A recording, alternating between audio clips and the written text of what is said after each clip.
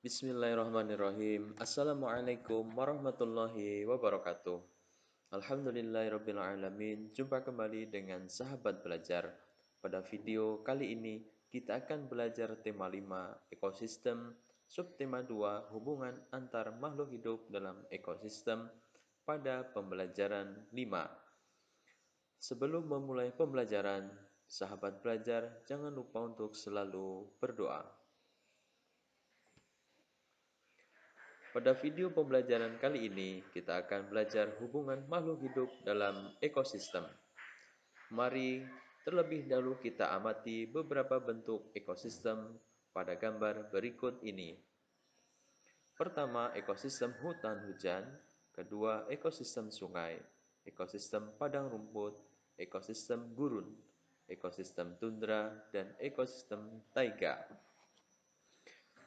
Dapatkah sahabat belajar menemukan hewan apa saja yang tinggal di ekosistem tersebut dan bagaimanakah hubungan makhluk hidup yang ada dalam ekosistem tersebut?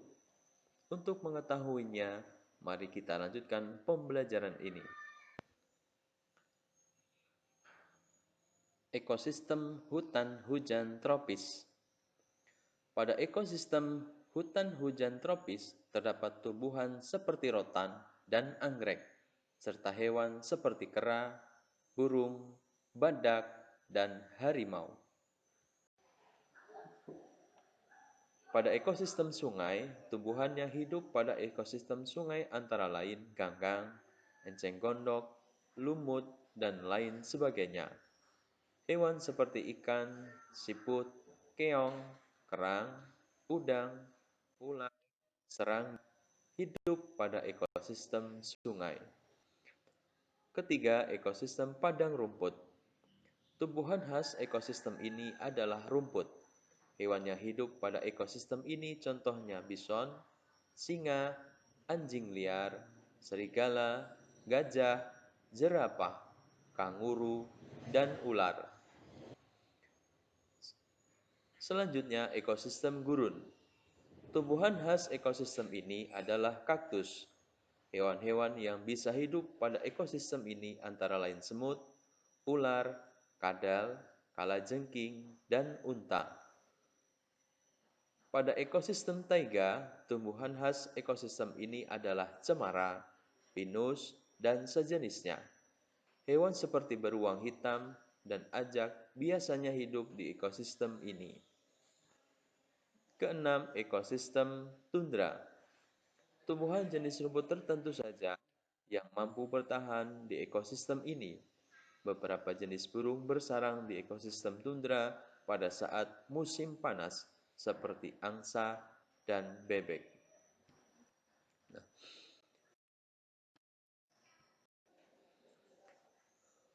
makhluk hidup dalam ekosistem memiliki hubungan.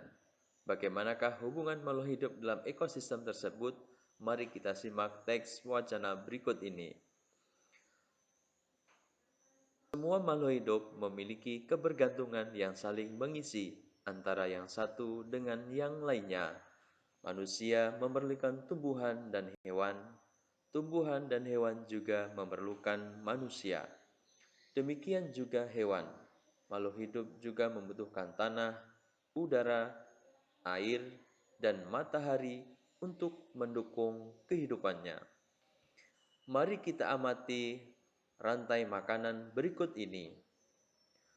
Pada rantai makanan terjadi proses memakan dan dimakan oleh berbagai makhluk hidup yang ada pada sebuah ekosistem. Pada gambar tersebut terlihat tumbuhan hijau menghasilkan makanan yang akan dikonsumsi oleh hewan konsumen tingkat pertama. Lalu hewan konsumen tingkat pertama dimakan oleh hewan konsumen tingkat kedua. Begitu seterusnya hingga hewan tingkat tertinggi mati dan diorek oleh pengurai.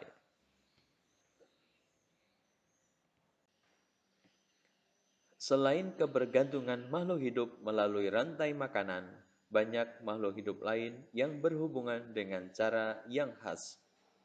Hubungan dua makhluk hidup yang berbeda dan sangat erat kaitannya disebut simbiosis. Terdapat tiga jenis simbiosis, yaitu simbiosis mutualisme, parasitisme, dan komensalisme. Simbiosis mutualisme adalah hubungan antara dua makhluk hidup yang saling menguntungkan.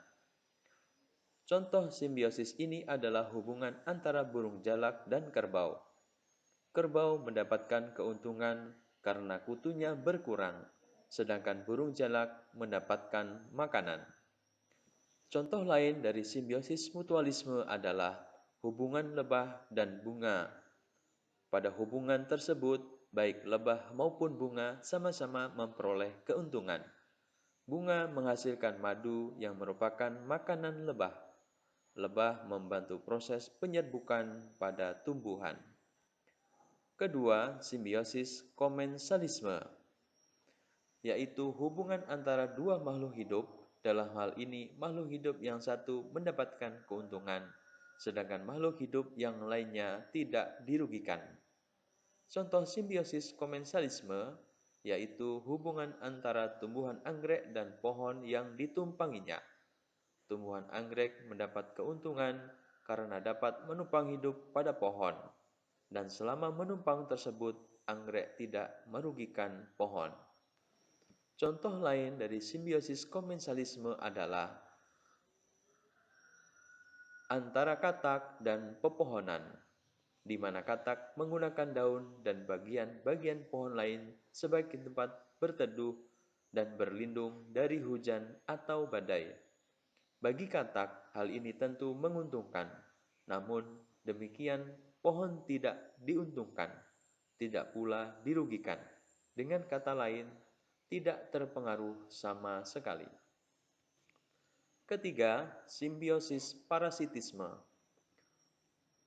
Simbiosis parasitisme adalah hubungan antara dua makhluk hidup. Dalam hal ini, makhluk hidup yang satu mendapatkan keuntungan, sedangkan makhluk hidup yang lain mendapatkan kerugian.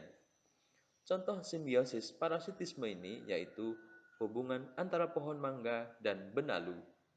Benalu dapat hidup subur karena menghisap zat makanan dari pohon mangga yang ditumpanginya, sehingga pohon mangga lama-lama akan menjadi kurus dan lambat laun bisa mati. Contoh lain dari simbiosis parasitisme adalah hubungan nyamuk dan manusia, di mana nyamuk akan menggigit dan menghisap darah manusia. Jenis nyamuk tertentu bahkan bisa menyebarkan penyakit mematikan seperti demam berdarah atau malaria. Bagi nyamuk, hubungan ini menguntungkan karena bukan saja mendapat darah, tetapi juga dapat berkembang biak. Namun bagi manusia, hubungan ini merugikan karena dapat terserang penyakit berbahaya. Sahabat belajar, alam memang luar biasa.